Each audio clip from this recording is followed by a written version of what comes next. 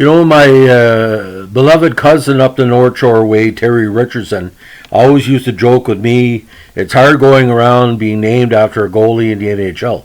Well, of course, he wasn't named after this Terry Richardson, but I can tell you one thing, this goalie had talent, had a decent pro career, played several seasons in the NHL, also played with the infamous London Lions, a British farm team of Detroit in the 1974 season. So today we're going to be talking about the curious case, again, of the very talented and a very durable Terry Richardson. Now, Terrence Paul Richardson, 6 feet 190, born in Powell River, British Columbia, but was raised in New Westminster, was drafted first overall by the Red Wings in the 73 NHL entry draft, but he only went on to play in a total of 20 NHL games in his career. Now, Detroit had a very rotating cage at the time. They also brought in Jackman for a while. He had several prospects and high-ranking players, Jim Rutherford as well, and but the new Westminster Bruins, they're a very, very solid team in the 72 season, drew a lot of interest. That year, he recorded 3 shutouts with a 3.06 goals against average. Now, although he wasn't the best goalie in the WHL, he was the best the Bruins could afford. He was responsible for every win the Bruins would acquire the following season with a record of 31-22-5 compared to a team record of 33-22-15. However, some scouts for the Red Wings and the NHL saw Richardson play and believed that he had potential. Now, in 73, Richardson was selected again in the first round by the Red Wings, hoping that he would come in and help a struggling team with their various goaltending issues. Now, he played 9 games that year, finishing with 1 win and 4 losses, with a 5.33 goals against average. He was sent down to the Virginia Wings of the IHL for conditioning, and even was sent to Britain for a short time to play for their affiliate over there, the London Lions. The following year, he returned to the Wings, but his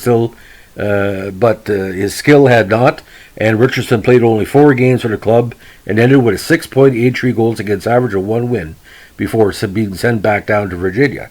The following season was also a struggle, as the one NHL game that Richardson started ended in a loss with a score of 7-0 going to the Bruins. He spent the rest of that year playing on both the Springfield Indians and the New Haven Nighthawks of the AHL. Now, the Red Wings decided to give Richardson one last shot with their club, as he would start 5 games in 77, but again would disappoint to many, ending with 1 win and 3 losses. Now, Richardson spent the rest of that year with the Kalamazoo Wings of the IHL, leading them into the playoffs. However, Kalamazoo would get knocked out in the second round. In 78, Richardson played for the Kansas City Red Wings of the CHL, where he played a full season but finished with a 27-32-2 record. Now, on July 26, 78, he was signed as a free agent by the Blues and found himself playing for the farm team in Salt Lake, the Golden Eagles. Here he would have his best season, finishing with an impressive 37-3 record in 40 contests and leading the Eagles to the top of the CHL. He would even get called up for a single game with the Blues, but again, watch as puck after puck got in by way of a 9-1 loss at the hands of the strong Minnesota North Stars. Now, in the summer of 79, Richardson was involved in 2 trades. One for the Blues and New York Rangers, along with Barry Gibbs, for future considerations on June 9th, and from the Islanders to the Whalers for Ralph Klassen on June 14th. He finished his career with the Whalers organization that campaign, as he had a 15-22-7 record in 46 games, while playing for the Springfield Indians in 1980. Now, Richardson has also served time after retirement as an amateur scout for the Capitals.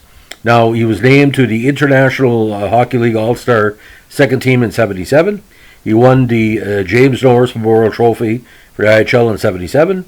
He was named to the Central Hockey League All-Star second team in 78 and 79 and won the Terry Sawchuk Award in the 79 campaign along with Doug Grant.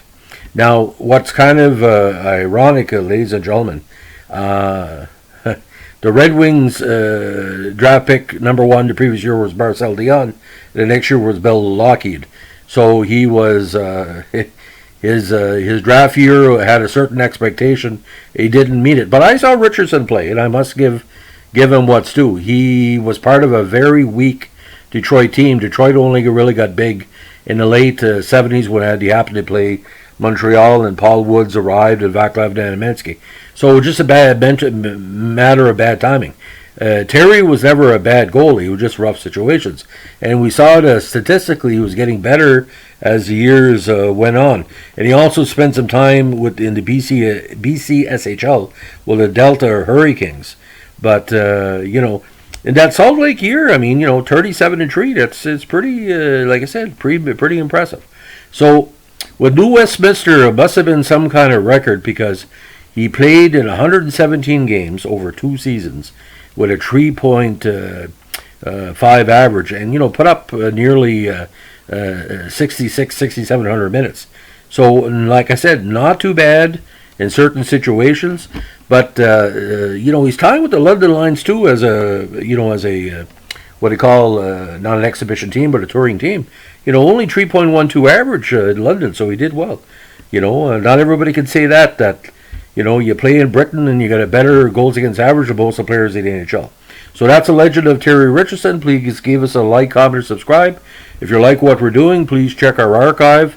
If one of your favorite players is not in our podcast list here, please let us know and we'll try to do your requests as soon as possible, as long as we're totally serious. If a player like Terry Richardson ends up being a draft bust, and I think he was. He could have been a good third round pick, but taking him number 1, they were desperate for a goalie, and Terry wasn't a fit, and that happens sometimes. But anybody plays over a decade at the major, junior, and minor and major pro level, he has my respect. Have a good day. Bye.